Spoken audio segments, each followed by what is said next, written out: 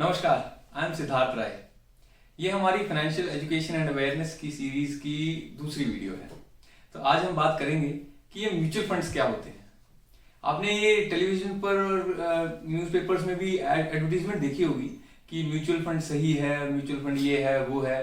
तो आज हम समझने की कोशिश करेंगे कि म्यूचुअल फंड होता क्या है और क्या ये सचमुच में सही है। देखिए, हमें हमारी इन्वेस्टमेंट को करने के लिए हमारे पास 4-5 ऑप्शंस होते हैं। एक तो होता है फिक्स डिपॉजिट्स, जहां पर हमें 6-7% इंटरेस्ट मिल जाता है। एक सेविंग्स अकाउंट होता है जहां पर हमें 4% के आसपास इंटरेस्ट मिलता है। अब शायद वो भी उससे भी कम हो चुका होगा। इसके अलावा हमारे पास ऑप्शन होते हैं गोल्ड में इन्वेस्ट करने के, प्रॉपर्टी में इन्वेस्ट करने के, शेयर्स में इन्वेस्ट करने के। अब आप ये बात जरूर ध्यान रखिए कि आप फिक्स डिपॉजिट के इंटरेस्ट से जितना ऊपर इंटरेस्ट लेने की कोशिश करेंगे उतना आपका रिस्क बढ़ता जाएगा। ठीक है, तो इसी तरह से एक इन्वेस्टमेंट होती है म्यूचुअल फंड्स। ठीक है, लेकिन म्यूचुअल फंड के अंदर एक यूनिक एस्पेक्ट क्या है, वो ये है कि म्यूचुअल फंड्स के थ्रू आप शेयर्स में भी इन्वेस्ट कर सकते हैं, म्यूचुअल फंड्स के थ्रू आप गोल्ड में भी इन्वेस्ट कर सकते हैं, म्यूचुअल फंड्स के थ्रू आप प्रॉपर्टी में भी इन्वेस्ट कर सकते हैं, और इनफैक्ट म्यूचुअल फंड्स के थ्रू आप ये जिसे आप फिक्स्ड इनकम कहते हैं, डेट कहते हैं, लोन सिक्योरिटीज कहते हैं, वहां पर भी इन्वेस्ट कर सकते हैं। तो आखिर ये म्यूचुअल फंड्स होते क्या हैं? देखिए, म्यूचुअल फंड होता है किसी भी तरह की इन्वेस्टमेंट को करने का इनडायरेक्ट तरीका। ठीक है, आप अपने पैसे को किसी एक एक्सपर्ट कंपनी को देते हैं जिसे हम एसेट मैनेजमेंट कंपनी कहते हैं। ठीक है, वो कंपनी अपने पास फंड मैनेजर्स हायर करके रखती है।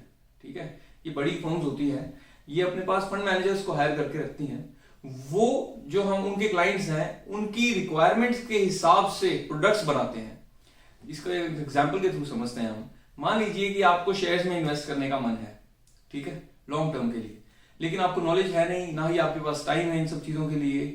तो आपकी की तरह हजारों लाखों लोग और भी हैं, है ना, सेम सिचुएशन के साथ, जिनका फाइनेंशियल गोल भी सेम है और सिचुएशन भी सेम है कि वो टाइम नहीं दे सकते या फिर उन्हें नॉलेज नहीं है।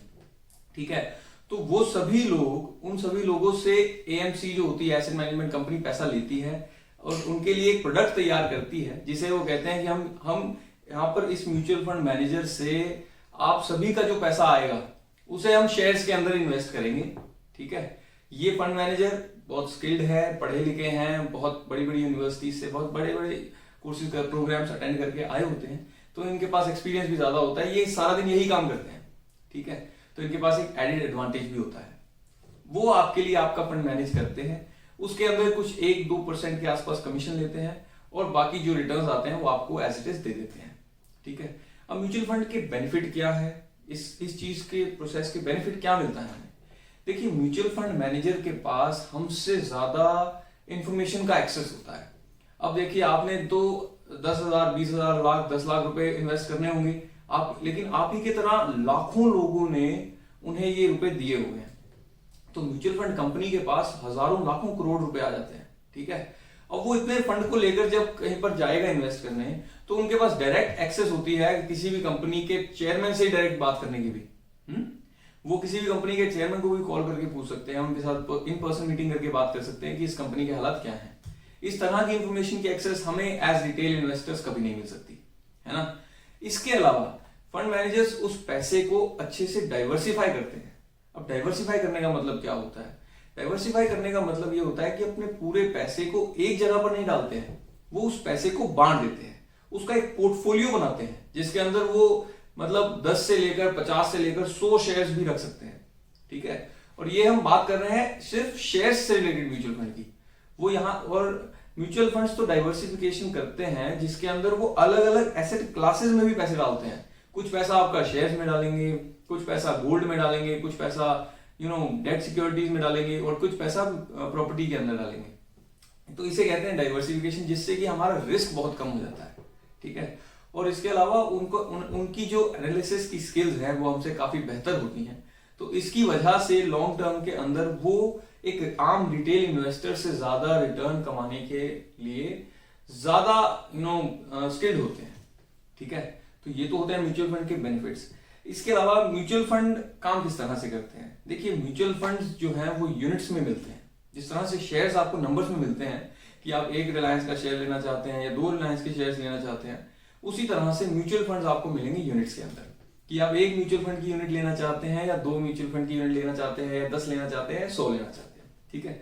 अब म्यूचुअल फंड का जो प्राइस होता है वो उसे हम कहते हैं एनएवी, नेट एसेट वैल्यू, ठीक है। जिस तरह से शेयर्स के अंदर प्राइस होता है कि रिलायंस का शेयर 2000 का चल रहा है और एसबीआई का शेयर 300 का चल रहा है, तो इसी तरह से म्यूचुअल फंड के अंदर हम कहते हैं, मान लीजिए किसी म्यूचुअल फंड का प्राइस 20 रुपए चल रहा है, तो हम उसे प्राइस 20 रुपए चल रहा है नहीं कहते हैं, हम कहते हैं कि उस म्यूचुअल फंड की एनएवी 20 रुपए चल रही है, ठीक है। और वो जैसे जैसे जो उसके स्टॉक्स हैं वो उनकी वैल्यू बढ़ती जाती है या घटती जाती है, ये 20 रुपए की वैल्यू भी उसी तरह से ऊपर नीचे होती रहती है, ठीक है। तो ये इस तरह से म्यूचुअल फंड काम करते हैं। अब लॉन्ग टर्म के लिए अगर आप पैसा डालना चाहते हैं तो म्यूचुअल फंड एक बहुत अच्छा तरीका है अपने पैसे को इन्वेस्ट करने का। आप अपना अगर एक फाइनेंशियल गोल लेते हैं, मान लीजिए कि आप सोचते हैं कि हमें अपने बच्चे की शादी के लिए या 10 साल बाद अपना घर बनाने के लिए आपको फंड चाहिए, तो उस पर्पज से इन्वेस्ट करने, इस तरह के पर्पज से इन्वेस्ट करने के लिए म्यूचुअल फंड एक बहुत अच्छी चीज है। लेकिन अगर आप सोचें कि हम शॉर्ट टर्म ट्रेडिंग के लिए पर्सपेक्टिव से या शॉर्ट टर्म प्रॉफिट के लिए म्यूचुअल फंड को यूज करें, तो इस तरह से म्यूचुअल फंड्स को यूज नहीं किया जाता है, ठीक है। तो इसके अलावा हम ये आगे की वीडियोस में समझेंगे कि म्यूचुअल फंड्स को सेलेक्ट किस तरह से करते हैं, क्योंकि बहुत तरह के म्यूचुअल फंड्स होते हैं, सैकड़ों तरह की स्कीम्स होती है, हर म्यूचुअल फंड सही नहीं होता है। इसमें से काफी अच्छी ऐसी स्कीम्स भी हैं जो बहुत ज्यादा रिस्की हैं, बहुत अच्छे रिटर्न्स नहीं दे पाती हैं। तो आगे हम ये समझेंगे कि अपनी रिक्वायरमेंट के हिसाब से म्यूचुअल फंड्स को सेलेक्ट किस तरह से किया जाए, ठीक है। इसके अलावा अगर आपको कोई डाउट्स हो, क्वेरीज हो, तो आप मुझसे पूछिए, मुझे टेक्स्ट कीजिए, मैं जल्दी से जल्दी आपके जवाब देने की कोशिश करूंगा। Thank you very much.